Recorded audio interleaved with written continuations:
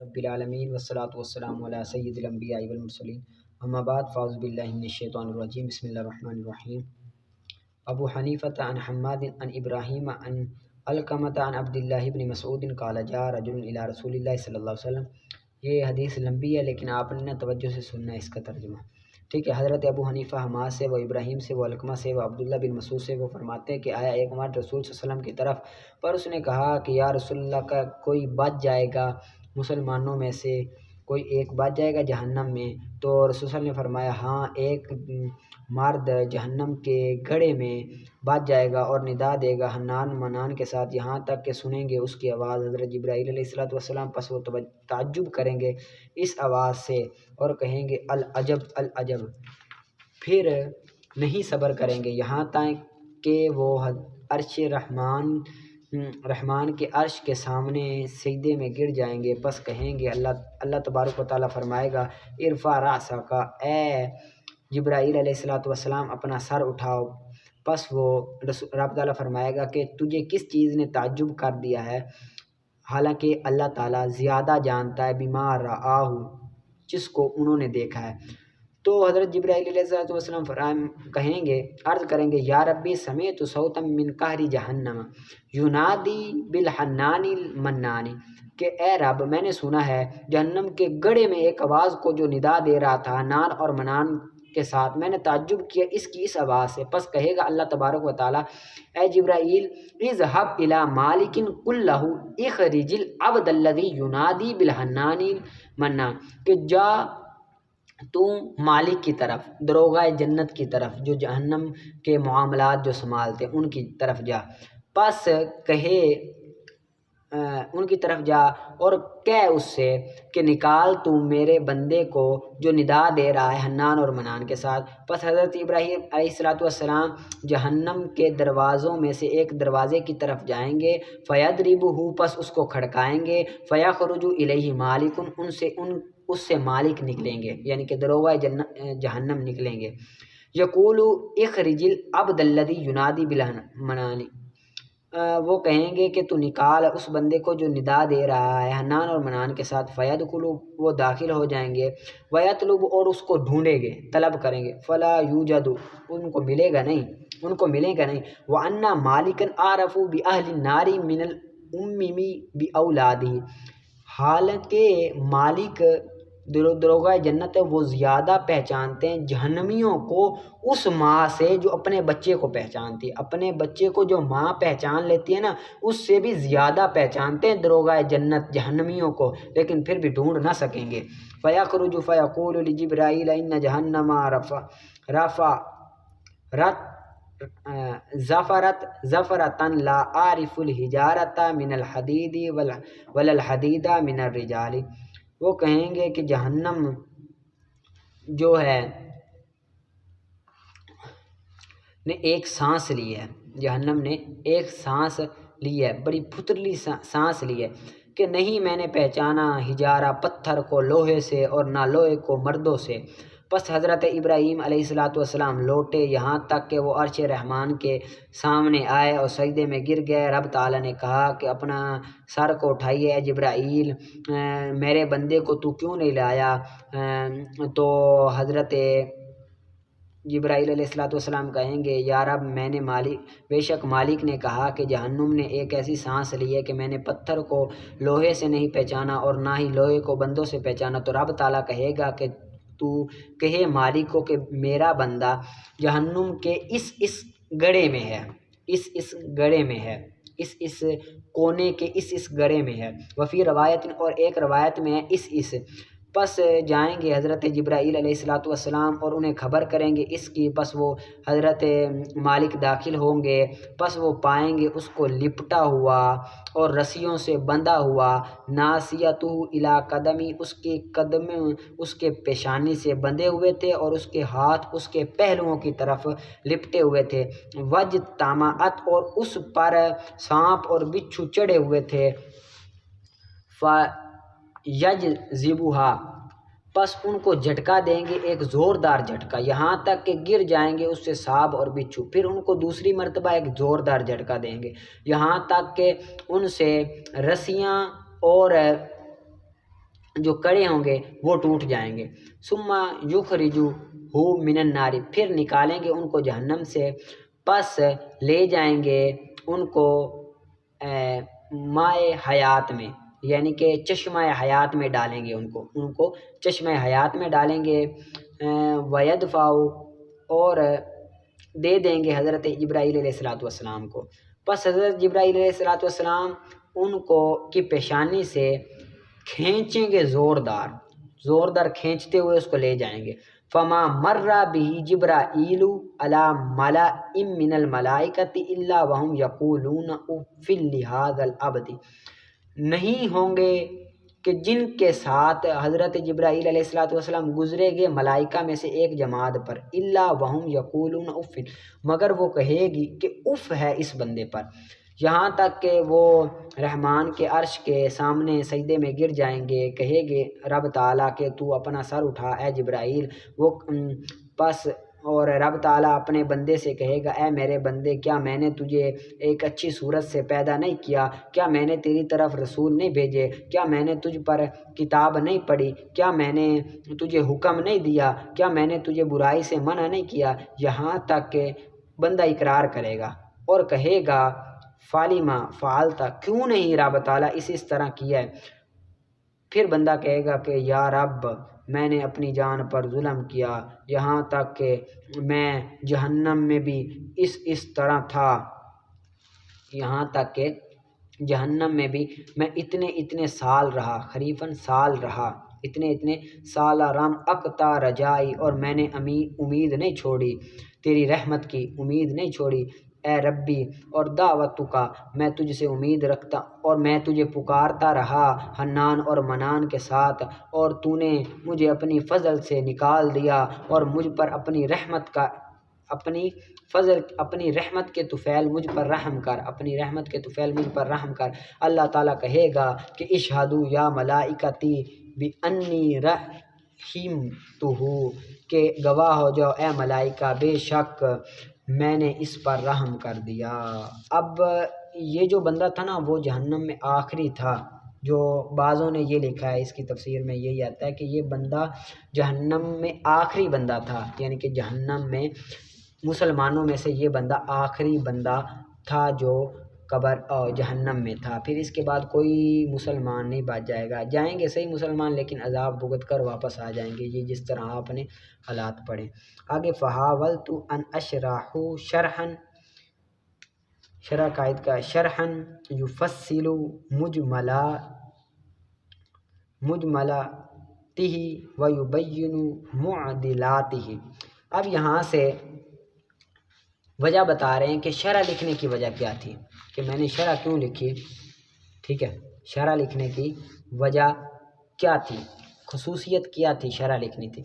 کہتے ہیں پس میں نے چاہا، فحاولت میں نے چاہا کہ میں شرح لکھوں، اس کی ایسی شرح جو تفصیل کر دے اس کے مجملات کو، جو اس کے مبہم باتوں کو کیا کر دے، ان کی تفصیل کر دے، اور ظاہر کر دے ان کی مشکل باتوں کو، اور ظاہر کر دے معدلاتی، ان کی مشکل باتوں کو کیا کر دے، ظاہر کر دے، اور وینشر مطویاتی، اور کھول دے لپٹی ہوئی باتوں کو، اور لپٹی ہوئی باتوں کو کھول دے، ویظہر مکنوناتہ، اور ظاہر کر دے اس کے مخفی باتوں کو، اس کے مخفی باتوں کو، ما توجیہ للکلام، ساتھ ساتھ متوجہ ہوا، کلام کی طرف متوجہ ہوئے، ساتھ ساتھ کلام کی طرف متوجہ ہوئے، فی تنقیح، مفتح کرنے سے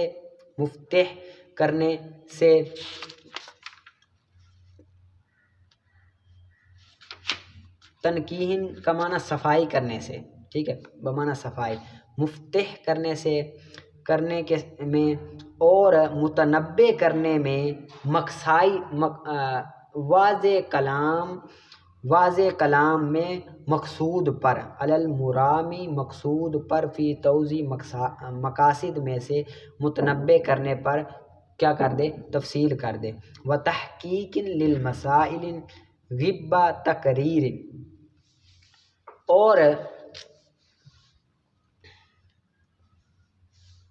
اور مسائل کو ثابت کرنا، تحقیق ثابت کرنا، مسائل کو ثابت کرنا اور دلائل کی باریکیوں کے بعد، انہیں بیان کرنے کے بعد، غیب کہتے ہیں بعد کو، بیان کرنے کے بعد وَدَقِّیقٍ لِلدَّلَائِل، اور دلائل کی باریکیوں کو بیان کرنے کے بعد، دلائل کی باریکیوں کو بیان کرنے کے بعد، اور زوائر سے پاک کرنے کے بعد، ٹھیک ہے، اسر کہتے ہیں بعد کو، ٹھیک ہے، زوائر سے پاک کرنے کے بعد، تفصیل کرنے کے ساتھ ایک تمہید کے بعد اور مفید باتوں کی کثرت کے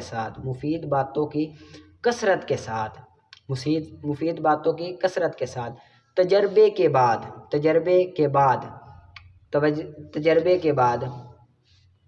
لپیٹتے ہوئے گفتگو کے پہلو کو موڑتے ہوئے کلام کو طول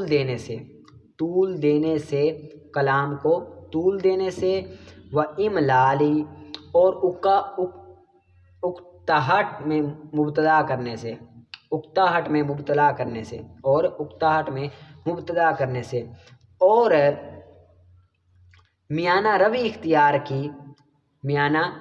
اختیار کی کنارہ کشی اختیار کرنے سے، متجافین میانہ روی اختیار کی کنارہ کشی اختیار کرنے سے، اور دونوں جانبوں یعنی اتناب اور انتہائی اختصار سے، اور اللہ تعالیٰ ہی صحیح راستے کی طرف رہنمائی کرنے والا ہے، اور اسی سے غلطی کی حفاظت اور درستگی پانے کا سوال کیا جاتا ہے غلطی کی حفاظت سے اور درستگی سے، اور وہی مجھ کو کافی ہے اور اچھا کارساز ہے۔ یہاں پر معانی کا کچھ میں وضاحت کر دیتا ہوں، یعنی کہ خلاصہ کلام یہ ہے کہ میں نے شرح اس لیے لکھی کہ اس میں کچھ طوالت تھی، کچھ اکتاہٹ تھی، یعنی کہ اس میں کچھ اکتاہٹ تھی اور کچھ لمبر تھی، کہیں پر زیادہ طوالت تھی، کہیں پر بالکل اختصار تھا، دوسروں کی بنسبت تھوڑا تھا، کہیں پر اختصار تھا، کہیں پر طوالت تھی، کہیں پر بات کو زیادہ لمبا کر دیا۔ تو میں نے اس کی شرح اس لیے لکھی تاکہ میں اس کی شرح لکھ دوں تاکہ بندے اس کی طرف مائل ہو اور زیادہ اس سے اکتاہٹ حاصل نہ کریں، گھبرائیں نہ، بلکہ اسی کی طرف آئیں، ٹھیک ہے۔ آگے یہاں پر مطویات جو ہے نا، اس کو کہتے ہیں لپیٹنا، مطویات لپیٹنوں کو کہتے ہیں، اور مکنونات، یہ مکنونہ کی جمع ہے، چھپی ہوئی چیزوں کو کہتے ہیں۔ توجیہ کے دو معنی ہے، ایک کلام کو مطلوب کی طرف متوجہ کرنا، اور دوسرا کلام کی وجوہ صحت میں سے کسی ایک توجیہ کو ذکر کرنا، تنقیح کا معنی صفائی ہے، ٹھیک ہے۔ تدقیق کا معنی باریک کرنا، تحقیق کا معنی ثابت کرنا، غیب بعد کو کہتے ہیں، اسر بھی بعد کو کہتے ہیں، ٹھیک ہے۔ آگے تمہید، ایسی باتیں ذکر کرنا کہ جن پر مقصود کا سمجھنا موقوف ہو، ایسی باتوں کو ذکر کیا جن پر مقصود کا سمجھنا موقوف ہو، ٹھیک ہے۔ اور کش کہتے ہیں بمعنی جنب کے ہے، اعتراض کے معنی میں یعنی کہ اعتراض سے بھی، ٹھیک ہے۔ الاطالت اور الامالل، اطالت کا معنی دراز کرنا اور امالل کا معنی پریشان کرنا، یعنی کہ اکتاہٹ ڈالنا، دراز کرنا، املال پریشان، اکتاہٹ ڈالنا یعنی کہ مشکل ہونا۔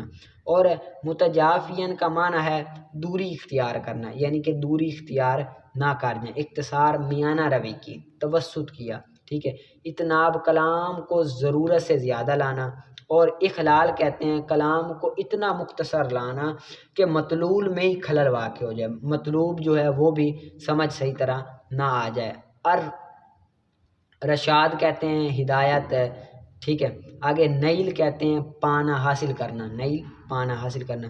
سداد خوش بخت کو کہتے ہیں واضح راستہ مقصود مطلوب تک پہنچنے کو کہتے ہیں، ٹھیک ہے.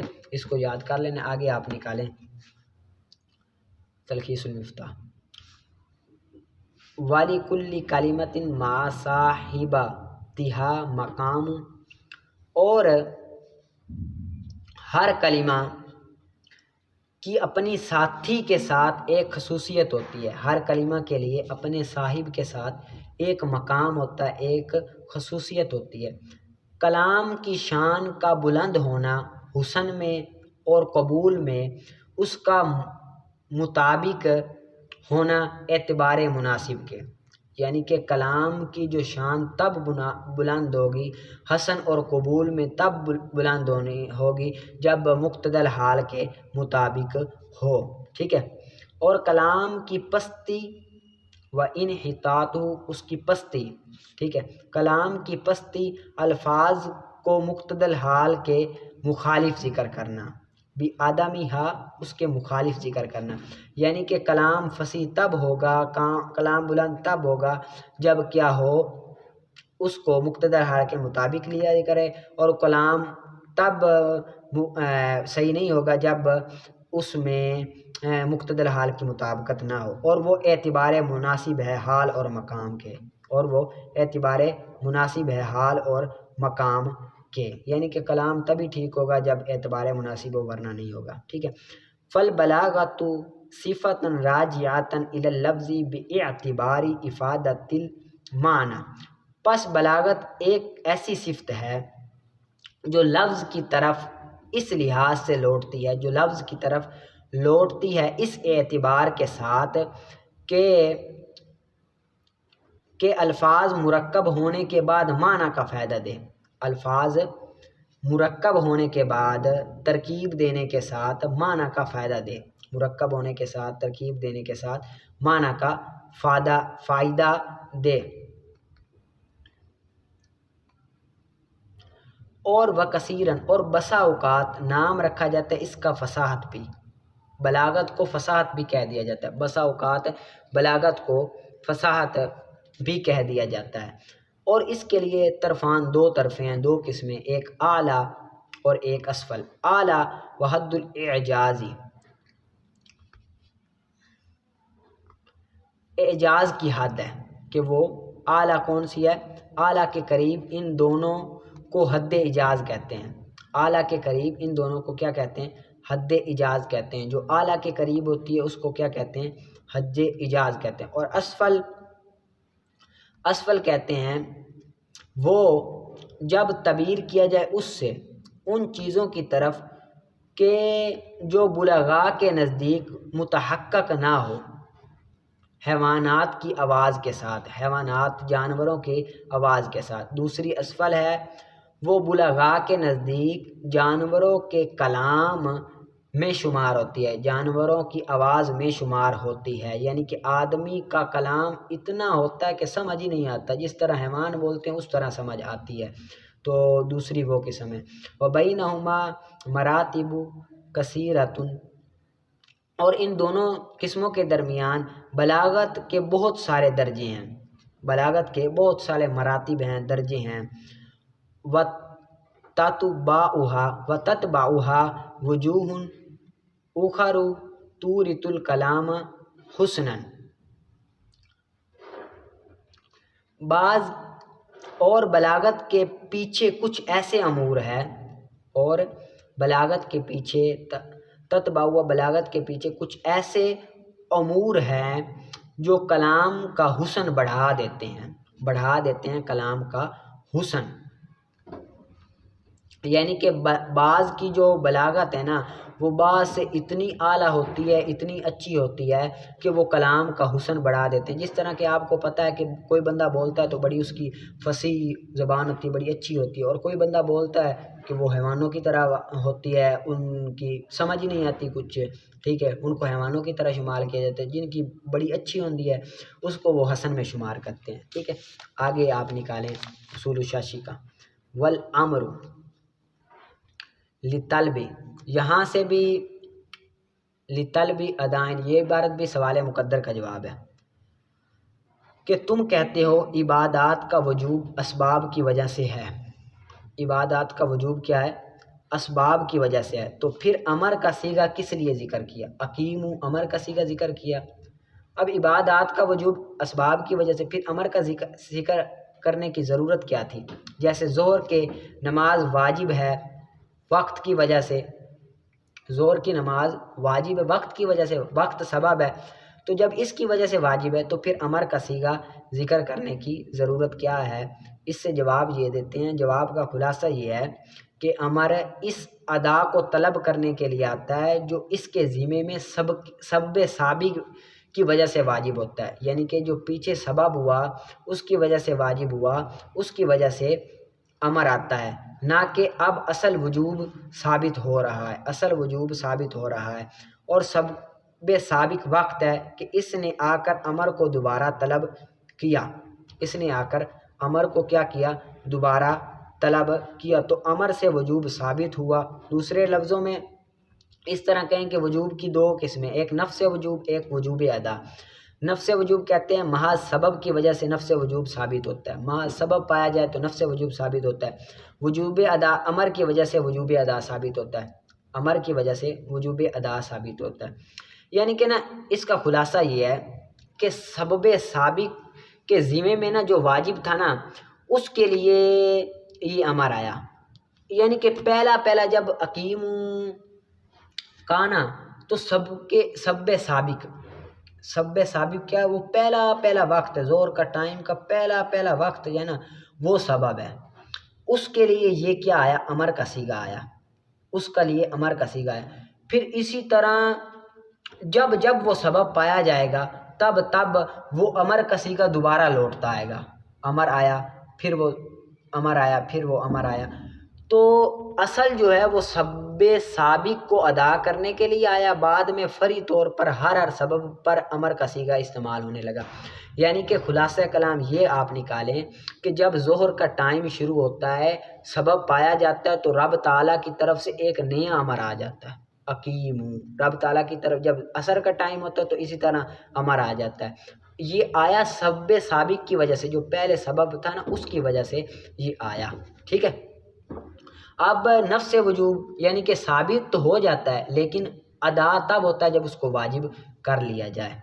ठीक है, इसमें वजाहत है कुछ, फिर मैं समझा देता हूँ दोबारा। यानी कि जवाब ये है, अमर इसका अदा अमर की वजह से नहीं हुआ बल्कि सबे साबिक की वजह से हुआ, जो ज़िम्मे में था। सबे साबिक वो ज़ोहर का पहला वक्त, पहला हिस्सा, उसके लिए अमर आया, उसके लिए क्या आया? अमर आया।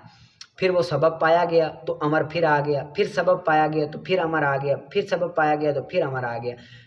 जब सबब पाया जाएगा अमर इसी तरह नया आएगा। हर मर्तबा रब ताला का नया अमर आता है तो उस पर नमाज अदा होती है। तो ये अमर तकरार का तकाजा नहीं कर रहा बल्कि हर मर्तबा क्या आ रहा है? नया। अब सबब किस लिए था? रब ताला टाइम ज़ोहर का आया ना तो रब ताला की तरफ से आया ना, तो जब टाइम आया साथ ही हुक्म भी आ गया, अकीम कायम करो। ठीक है, असर का आया साथ ही हुक्म ही आ गया, ज़ोहर का आया साथ ही हुक्म ही आ गया। अब वाजिब तो हो गया, वाजिब हो गया। अब वाजिब अदा तब होगा जब उसको अदा किया जाएगा। अब जब अदा कर लिया जाए तब वाजिब हो जाएगा। ठीक है, तर्जुमा करते हैं। और अमल अदा को तलब करने के लिए आता है जो वाजिब हुआ है उसके ज़िम्मे में सबे साबिक सबब के साथ, ना कि असले वजूब को साबित करने में, ना कि असले वजूब को साबित करने में, यानी कि असले असबाब को साबित करने में, असले वजूब को साबित करने में। और ये बमंजिले मर्द के कौल की है कि अद्दी सामान अल मबिया, कि तू अदा कर मबिया की समन को और अदा कर औरत के नफ़क़े को। ठीक है, अब बाय और मुश्तरी आपस में बै करें, अक़दे बै से ही नफ्स वजूब यानी कीमत वाजिब होगी। जब अक़द किया तो कीमत तो वाजिब हो गई लेकिन अदा तब होगी जब वो उसको देगा। अब यहाँ पर अद्दी जो कि अमर की कीमत देने पर वाजिब है कि अदा कर, کی قیمت کو، ٹھیک ہے۔ بس جب واجب ہے عبادت اس کے سبب کے ساتھ، تو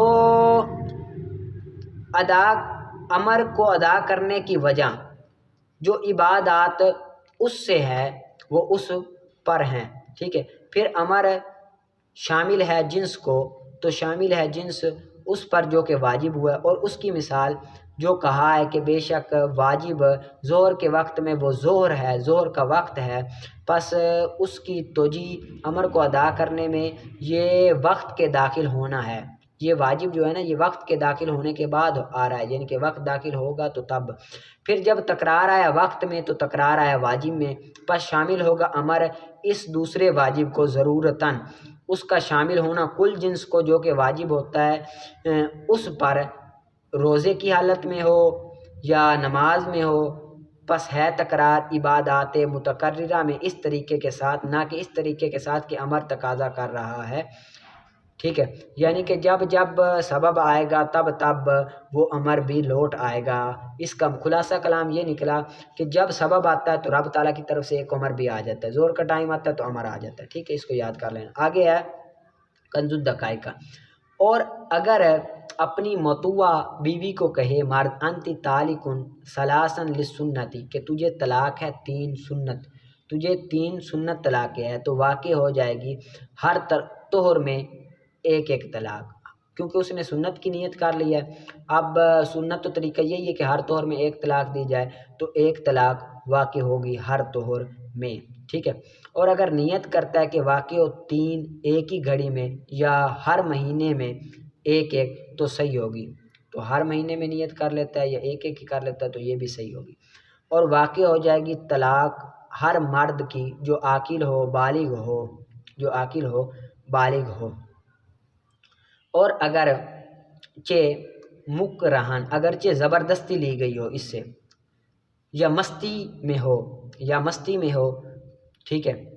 اور گونگے کی طلاق اس کے اشارے کے ساتھ، وَأَخْرَسَ بِإِشَارَتِهِ، اور گونگے کی طلاق اس کے اشارے کے ساتھ ہو جاتی ہے، حرن آزاد ہو یا غلام ہو، آزاد ہو یا غلام، نہ کہ بچے اور دیوانے کی طلاق اور سونے والے کی طلاق نہیں ہوتی، بچے کی بھی نہیں ہوتی، جو دیوانہ ہو جائے اس کی طلاق بھی نہیں ہوتی، سونے والے کی نہیں ہوتی۔ اور آقا کی طلاق جو اپنے غلام کی بیوی کو دے، اپنے غلام کی بیوی کو دے، وہ بھی نہیں ہوتی۔ اور طلاق کا اعتبار عورتوں کے اعتبار سے ہوتا ہے، اور طلاق کا اعتبار عورتوں کے ساتھ ہوتا ہے۔ آزاد کی طلاق 3 ہے اور لونڈی کی 2 طلاقیں، وہ تو آپ کو پتہ ہے کہ آزاد کے لیے کتنی طلاقیں ہوتی ہیں، 3 طلاقیں ہوتی ہیں، اور لونڈی کے لیے کتنی طلاقیں ہوتی ہیں، 2 طلاقیں ہوتی ہیں۔ اب لونڈی کا اعتبار 2 کیا جائے گا اور آزاد کا 3 کیا جائے گا، ٹھیک ہے۔ اس کو آپ نے اچھی طرح سے یاد کر لینا، ٹھیک ہے۔ پھر